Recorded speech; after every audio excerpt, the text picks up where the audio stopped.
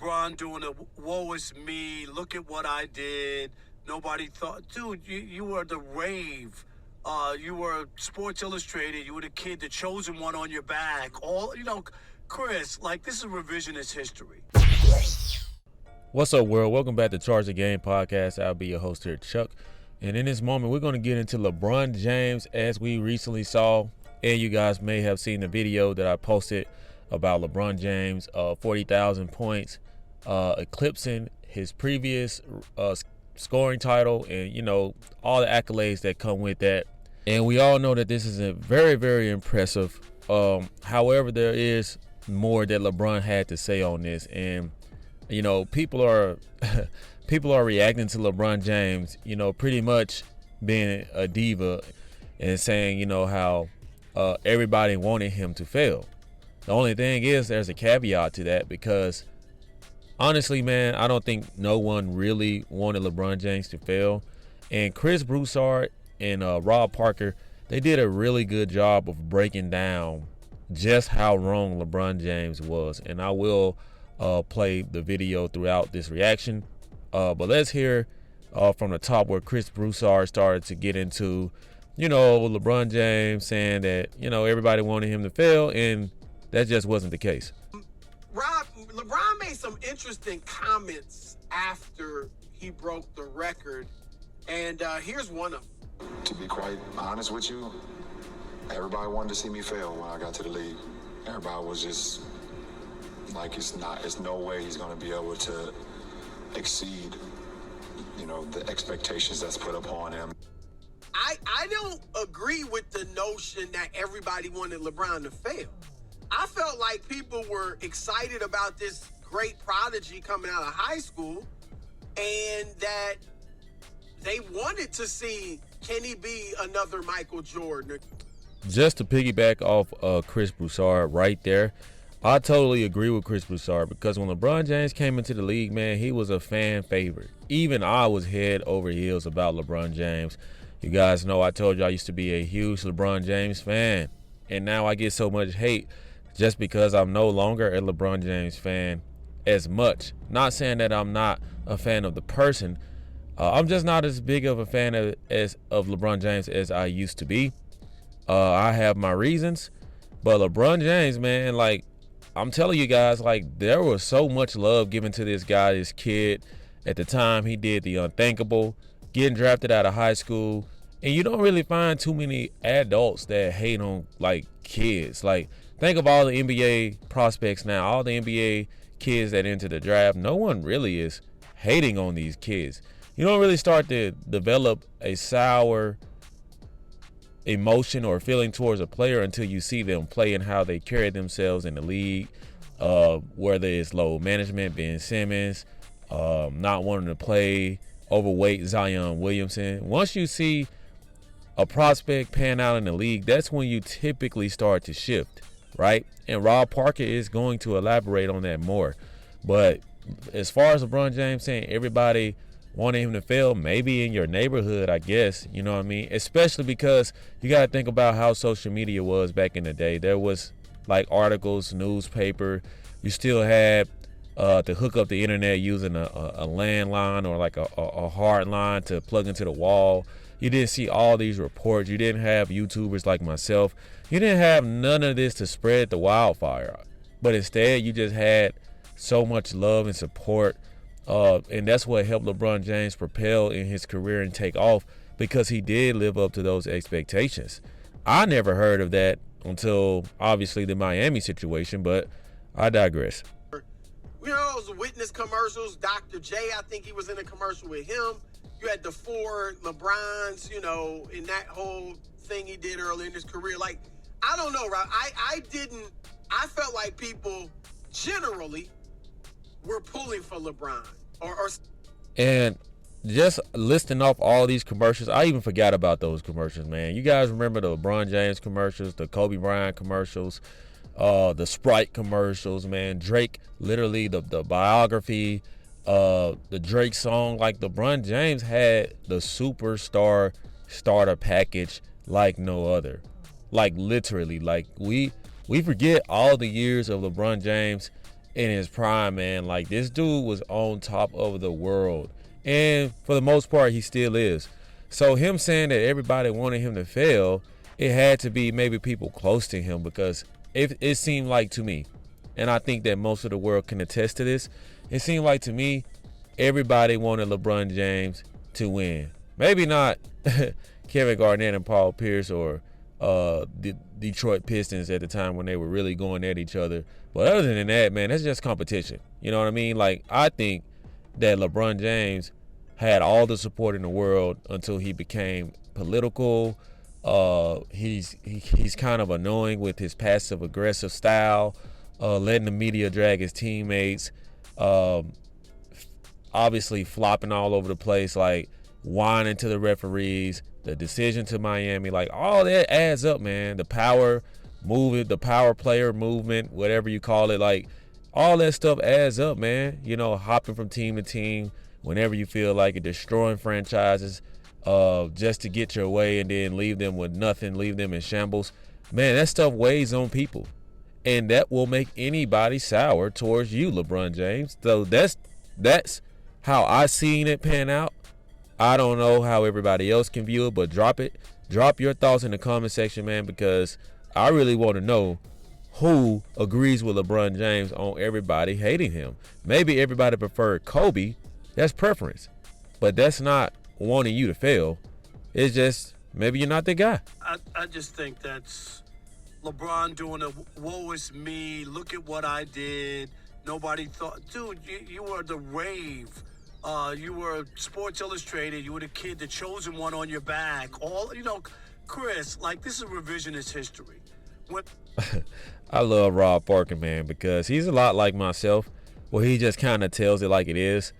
And Rob Parker, man, like, he's kind of like Skip Bayless. Like, he's going to definitely be the person that doesn't agree with the consensus because he has his own mind. And if you guys have been following my channel for a while, you guys know that I'm the same way. Like, I just say it like it is. I feel like now in social media, man, it's so crazy how when you talk about another black person, right, it's so many black people that come for you or tell you that you're hating or tearing another man down when you're honestly just giving them a fair assessment, right? So like Rob Parker does for the most part, Chris Broussard, he's kind of halfway in it sometimes, but it's nothing wrong with a fair assessment.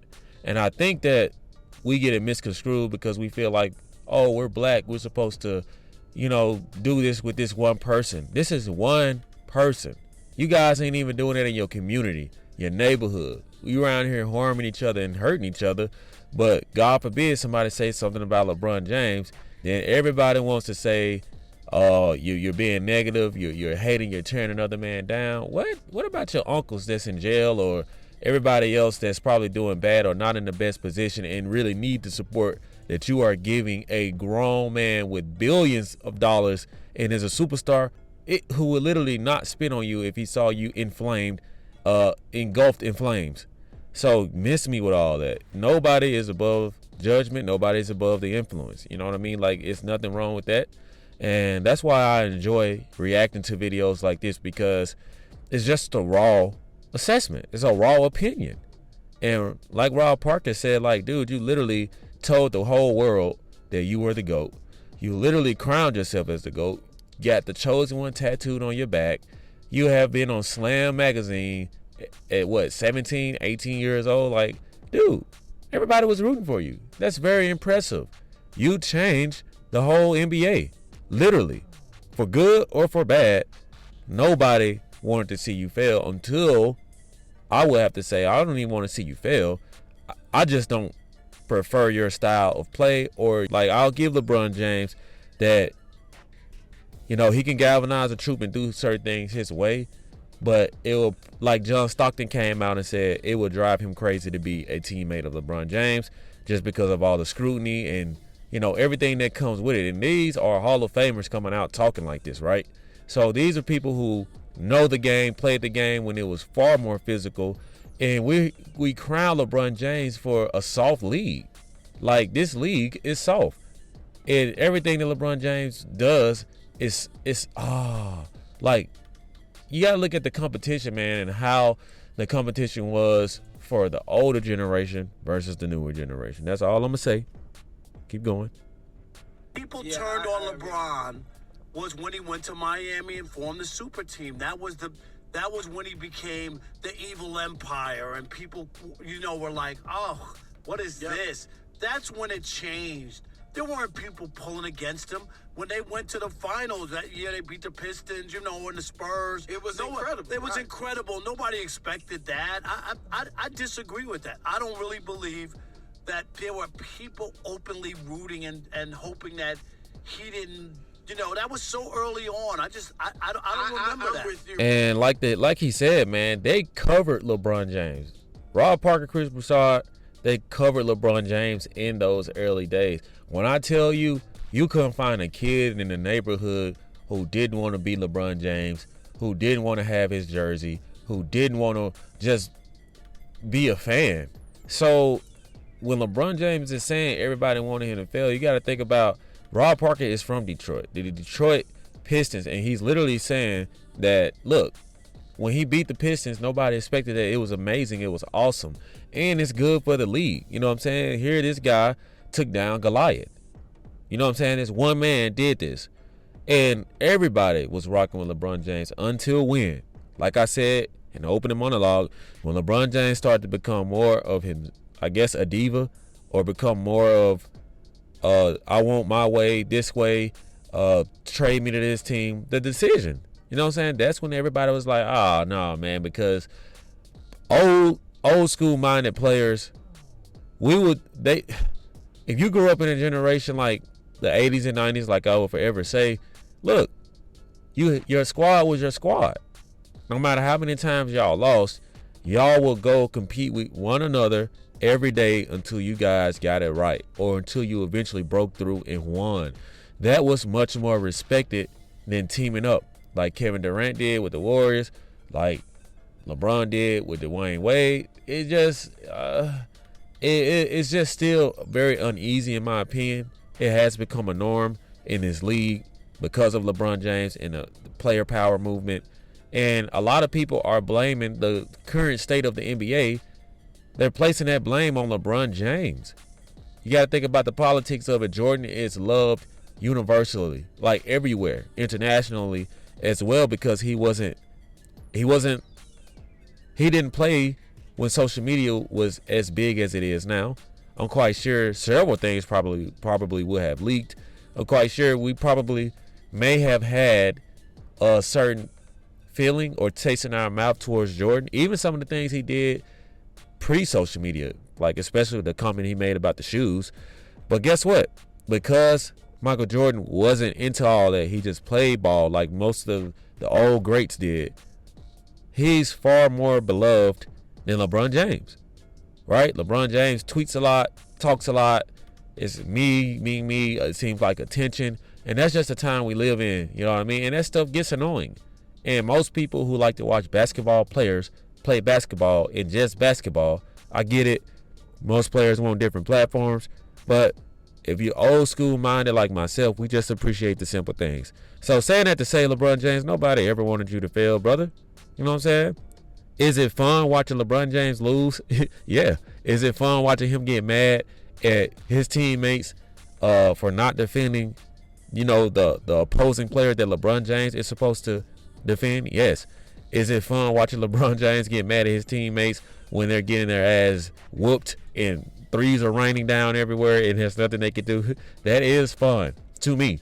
But guess what? I'm still not rooting for you to fail. I just like to see that type of drama. That's just me. And I'm being real, and I know I'm not the only one. So you guys weigh in with your thoughts, topics, and concerns on this. Hit me in the comment section and let me know if LeBron James is being a diva or is LeBron James telling the whole truth. Everybody wanted him to fail in 2003. Come on now, 2003. Come on, LeBron James. Thank you guys so much for the love and support. If you guys are rocking with the content, I want to ask you guys to do me a huge favor. Hit that subscribe button. Also hit that notification bell so you guys can continue to get the latest when I drop my sport media takes. Thank you so much for the love and support. Like always, let me know how you charge the game. Peace.